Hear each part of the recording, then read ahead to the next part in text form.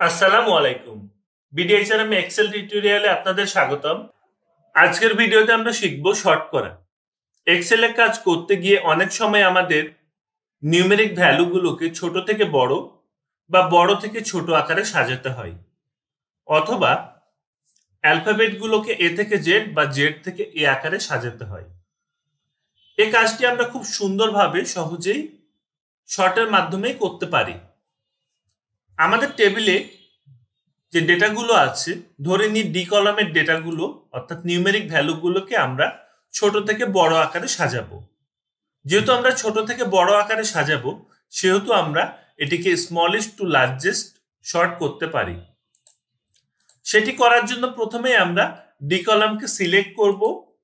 D কলামকে select করে home ট্যাবের ভেতরে রিবনের ডান সাইডে যদি আমরা আসি, তাহলে শর্ট অ্যান্ড ফিল্টার পাবো। এই শর্ট অ্যান্ড ফিল্টারের উপর ক্লিক করব। এখানে আমরা দুটো অপশনস পেয়ে যাব, একটি হচ্ছে শর্ট স্মলেস্ট টু লার্জেস্ট, আরেকটি শর্ট লার্জেস্ট টু স্মলেস্ট। আমরা যেহেতু ডেটাগুলোকে ছোট থেকে বড় আকারে সাজাবো, সেহেতু শর্ট স্মলেস্ট টু লার্জেস্টের উপর ক্লিক করব। এরপর আমরা পেয়ে যাব এক্সপ্যান্ড দ্য সিলেকশন। এটি বাই ডিফল্ট থাকবে। আমরা এটিকে অপরিবর্তিত রেখেই শর্টের উপর ক্লিক করব। কোন ক্ষেত্রে আমরা কন্টিনিউ উইথ কারেন্ট সিলেকশনে যাব, সেটি আমরা নেক্সটে পরবর্তীতে কোনো ভিডিওতে শিখে ফেলব। আসুন আমরা ডিফল্ট অর্থাৎ এক্সপ্যান্ড দ্য সিলেকশনকে সিলেক্টে রেখে আমরা শর্টের উপর ক্লিক করি।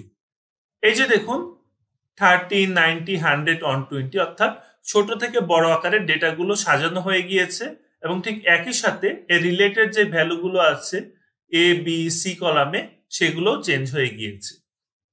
আমাদের যদি ডেটাকে বড় থেকে ছোট আকারে সাজাতে হয়, ঠিক একইভাবে লার্জেস্ট টু স্মলেস্ট সিলেক্ট করে আমরা এই কাজটি করতে পারবো। যদি আমাদের অ্যালফাবেটগুলোকে শর্ট করার প্রয়োজন হয়, তাহলে ঠিক একইভাবে আমরা অ্যালফাবেটগুলোকেও শর্ট করতে পারবো। ভিডিওটি ভালো লাগলে একটি লাইক দিন, কোনো প্রশ্ন থাকলে কমেন্ট বক্সে জানান। আর যারা আমাদের চ্যানেলটি এখনো সাবস্ক্রাইব করেন নাই, প্লিজ সাবস্ক্রাইব করে ফেলুন। ঠিক সেই সাথে বেল বাটনে ক্লিক করে রাখুন, যাতে আমরা ভিডিও আপলোড করলে আপনি নোটিফিকেশন পেয়ে যান।